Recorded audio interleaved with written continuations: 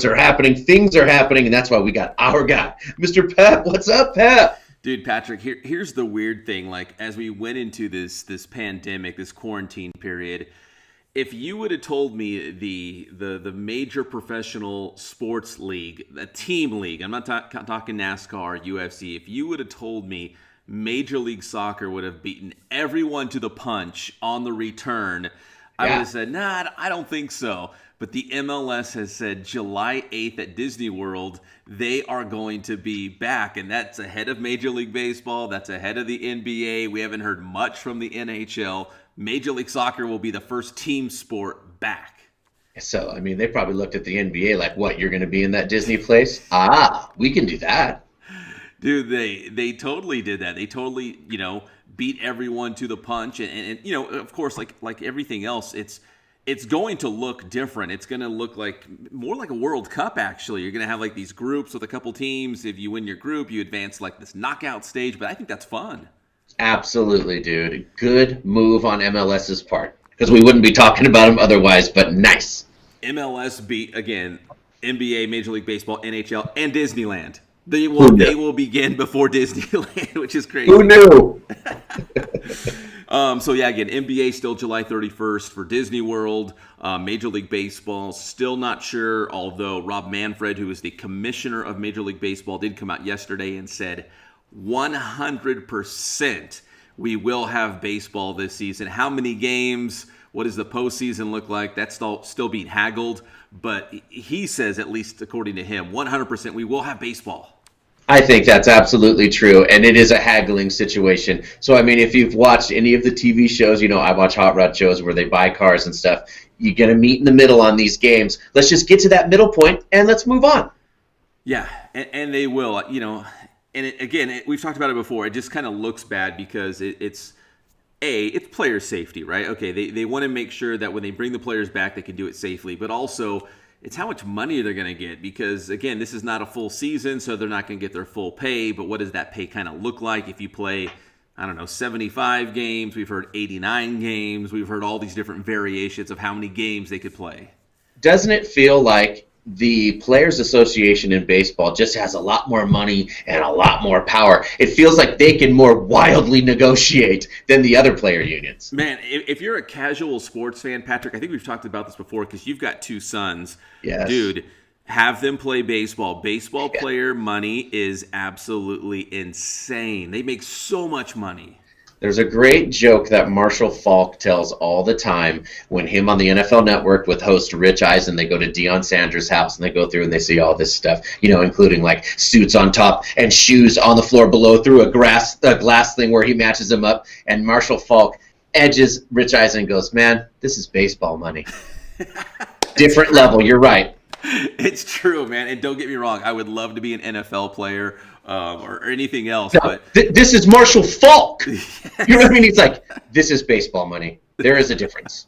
There is a difference. And speaking of baseball money, the Major League Baseball draft did start last night. It looked like the NFL draft, right? Where you have the commissioner, he makes announcements, then you find the player and their families are at home and they're all celebrating and doing that thing. So yeah, it's a cool deal. It's only going to be 5 rounds. It will finish up today. And there's a couple names from the Inland Empire, whether it's high school or college, that could have a chance. So cool. We'll be keeping tabs on that for sure. Definitely. We got more sports to get to. It's all brought to you by Matheson Gas. They are the gas professionals. Whether you're going to refill that propane tank in your backyard or you've got a local business in the Inland Empire that requires gas to operate, like a restaurant, even hospitals use gas. So if you need gas, go to the Gas Pros. That is mathesongas.com online and get more information about their 3 locations in the IE. That's Riverside, Rancho Cucamonga, and Fontana. That's Matheson Gas. They are the gas professionals. So we also had NASCAR last night at Martinsville. The checkered flag going to Martin Truex Jr., the number 19 car. But Patrick, really the big news that NASCAR made was they're banning the Confederate flag from all racing from here on out. And that's something, I guess, it sounds like a long time coming for the sport. I watched NASCAR, but I didn't realize the Confederate flag was everywhere, I guess, or in a lot of different places.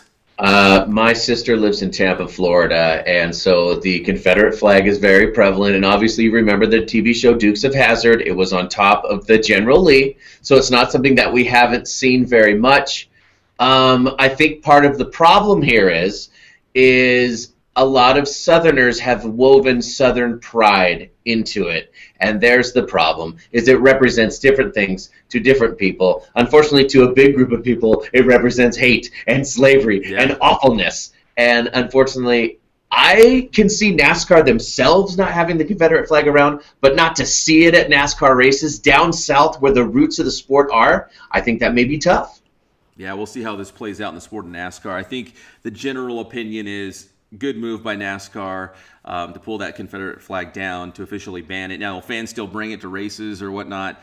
I guess we'll have to see. And I only bring that up because the other big news that NASCAR made was beginning this weekend at Homestead Raceway, which is in the Miami area in Florida, they are going to allow some fans to start coming back to the races. So we have Homestead this weekend, and the race after that is going to be Talladega. And they are going to let some fans, not full capacity, of course, but some fans will be able to come to the track. Well, let's remember, Florida is open, baby. Yeah. Florida is open for business. And, obviously, it's not by accident that Homestead would be the first place that they're going to allow some fans back in. And then, like I said, Talladega would be up next. And we'll see how this plays out. This will be the first, I would say, professional sports, at least in America, that we're going to have some fans, actually in attendance. Yeah. So it'll be fun to see what happens. I mean, on a side note, you saw Texas just got approved for 50% capacity. Yeah. I mean, that means that Jerry Jones can hold 50,000 people. See, to me, that's a crap ton of people. You might as well open the thing up. And I love being positive, dude. And I heard that cases are going up. It's a tough situation, man. It is a tough situation to balance, and especially, for example, like Major League Baseball, which you haven't heard much from. What if they let some of these Texas teams, have fans in attendance? And, there's all these different scenarios where you stay inside they say like their division. So if you stay in the Central or the East or the West, and maybe Texas is one of those hubs where they do something like that because they are, again, more open. Although officially Friday, professional sports teams can play in California, but the caveat still is with no fans. Texas, you can have fans. In California, you will not be able to have fans, at least for now. It's up to the state. And so I think Texas is going to open that baby up. I could see it. Well, Texas is going full steam ahead because it's funny you bring up Texas, Patrick, because this week, the PGA Tour, don't forget about those golfers out there. The PGA Tour is back beginning today. Today's the first round of the Charles Schwab Challenge in Fort Worth, Texas. And even if you don't like golf, this is just another baby step into things opening back up. So in other words, even if you don't like golf, this is a good thing. It is a good thing just to see the sports resuming. Yes. And, golf is the idyllic social distancing sport. I'm kind of surprised it took this long to get golf back in the swing of things, pun intended here. But they're doing it, and they're doing it in Texas. Yes, and I could see it, exactly. Huge open spaces. Let's not close those. No. And finally, guys, hey, the NFL, all these offseason moves, we've heard a lot, and the latest one, and I only bring this up about Vikings running back Dalvin Cook, who's one of the top running backs in the NFL right now, but he's aiming to hold out if he doesn't get his money. He deserves it, but he's going to hold out if the Vikings don't give it to him. And I only bring it up because the backup running back on the Minnesota Vikings is an absolute stud, and he's one of ours. He's Alexander Madison from Cardinal City, San Bernardino High School, Patrick. So if Dalvin Cook holds out, the Vikings are still in pretty good hands. Viking fans, we're sorry. We know Dalvin Cook is a great running back, but hold out, baby. Right? Hold out for us. We love it. It wouldn't be the worst thing in the world for our guy Alexander Madison, for sure. That's right. Viking fans, you'd be in good hands of a lunch pail carrying, blue collar IE boy. That is some good stuff. Pep, tell them how to get your stuff. Inland Sports, check us out on Twitter, check us out on YouTube as well. That's where you can find the Inland Sports Show. We had a great interview with UC Riverside men's basketball coach David Patrick. You can check that out right now on Inland Sports. Thanks, Pep.